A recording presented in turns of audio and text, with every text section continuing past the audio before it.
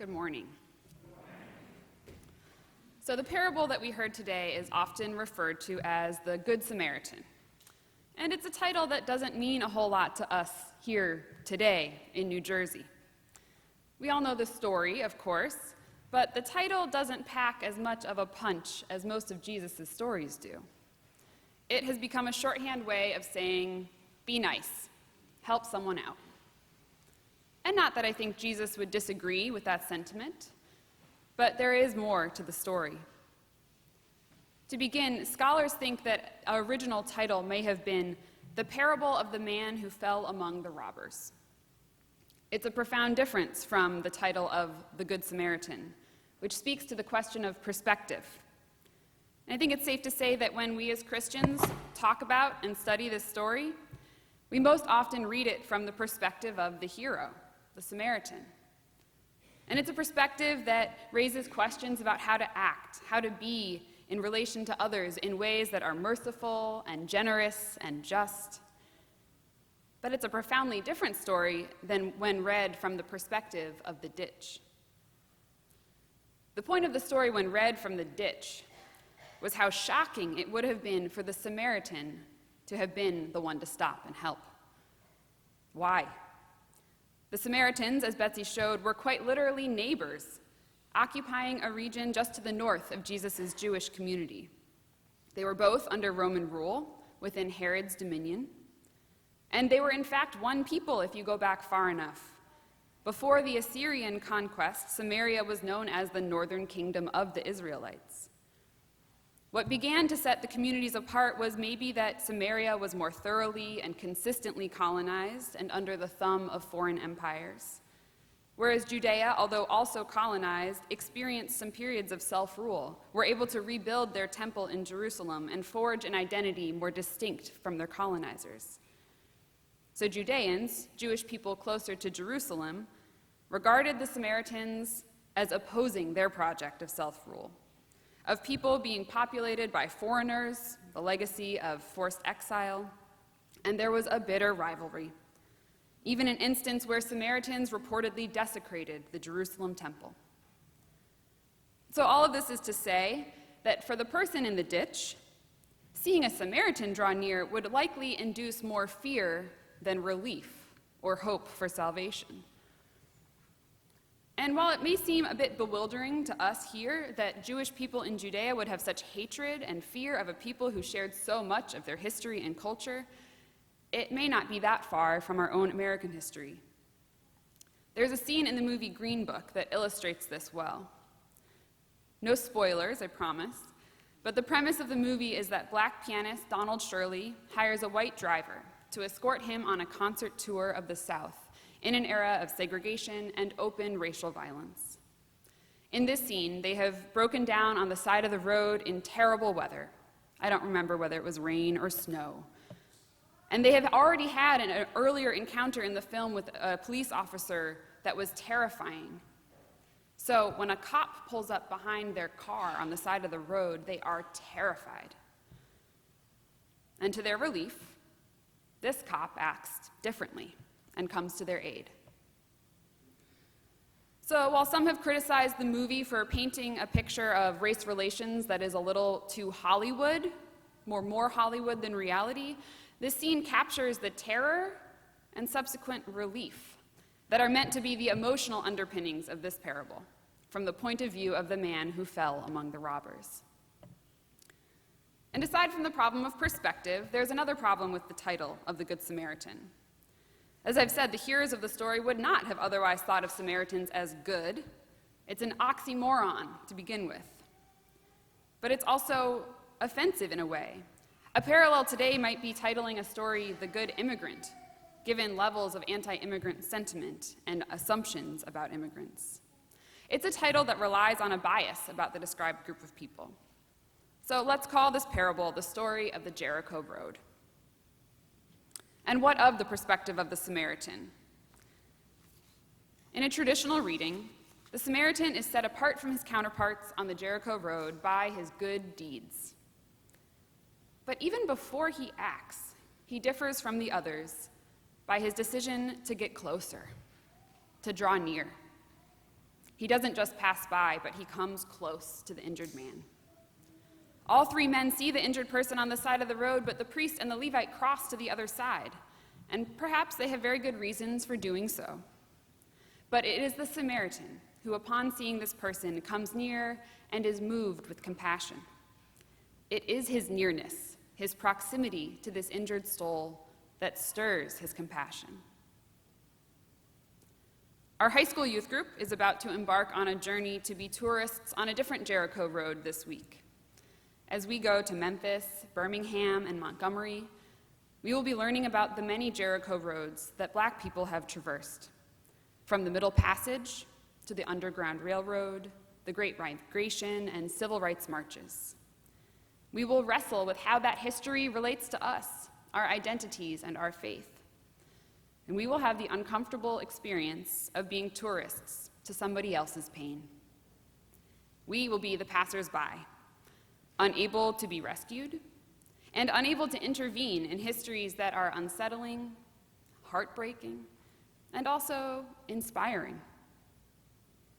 It's fitting that this parable of the Jericho Road was also the one that MLK preached about on the night before his assassination in Memphis. As we prepared a journey to that sacred ground, we learned that King used this story often in his sermons. And that night, he admonished the crowd not to ask, "What will happen to me if I stop to help this person?" but what will happen to them. The them was the striking Memphis sanitation workers, the 1,000-plus Black male employees of the city of Memphis who were demanding safety after the unnecessary deaths of two of their coworkers, demanding dignity and wages that would sustain their families. King was, in a sense, urging this shift in perspective from people wavering between being passers-by to becoming Samaritans, people who would risk their own standing, their own resources, and at times their own safety, in solidarity with the men who were being robbed of their dignity and their lives. But the road to dignity for the sanitation workers started long before King showed up. Organizing had been underway for almost a decade at that point, led mainly by a single worker named T.O. Jones. And over the course of that decade of organizing, more than 30 workers would lose their jobs for union activities, including Jones himself, and other workers died on the job or from health-related conditions off the job. And they did all this with little support from other groups, not only the city who opposed their organizing, but civil rights groups, ministers, and labor leaders all declined to support the workers. Why did it take the tragic deaths of two workers who were crushed in the back of a garbage truck, taking shelter from the rain, to garner support from these groups?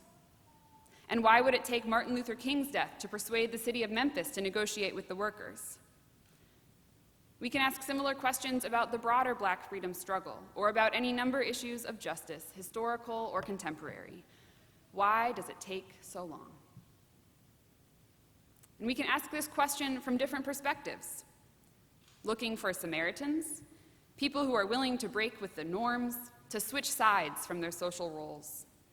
And these people exist, but often not in time, or not in enough numbers, or not for long enough. Or we can ask this question from the perspective of the people who have been robbed, and be astonished at the resolve, dedication, and hope that drove ordinary people to struggle without any real indication that someone would come to their aid. King is also known for his sermon on the Jericho Road from the year before at Riverside Church, in which he said, "On the one hand, we are called to play the Good Samaritan on life's roadside, but that will only be an initial act. One day we must come to see that the whole Jericho Road must be transformed, so that men and women will not be constantly beaten and robbed as they make their way on life's highway. True compassion is more than flinging a coin to a beggar.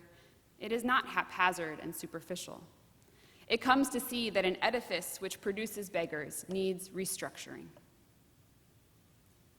Here, King pushes us to shift perspectives once more, not just from person to person in the story, but to expand the frame of the story, to ask, what kind of road was this, that people were regularly robbed and beaten, and good people would pay it no mind? King urges us to become city planners for the highways of life, to reimagine the conditions which we too often take for granted. I keep coming back to this perspective of the Samaritan, perhaps out of habit, because I think that to do either, to help that person in the ditch and to transform the Jericho road, we must first come to see who is in pain, come to see that the road we walk is not safe for all people. The conditions of the road these days are not always as obvious. Injury is not always so public.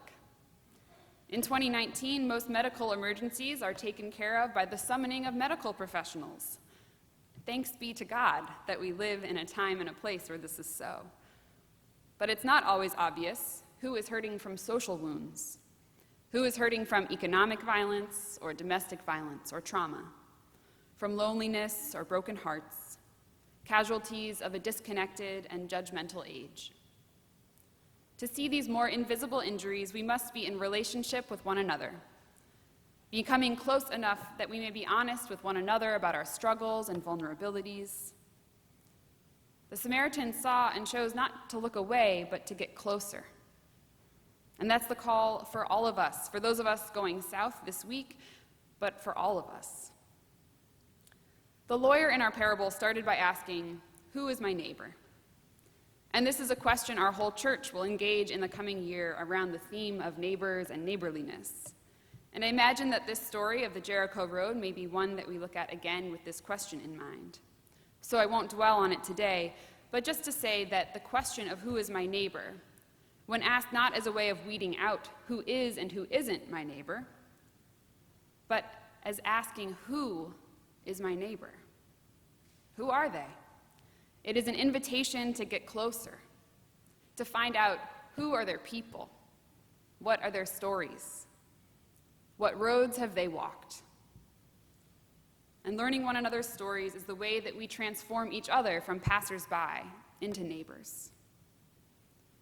We heard last week from the team from our church who went to Texas and returned sharing their stories of seeing migrants and refugees, learning of their histories, the terrain that they have walked, sitting on the bridge with the uncomfortable and heartbreaking reality that even when we want to help, we often know not what to do.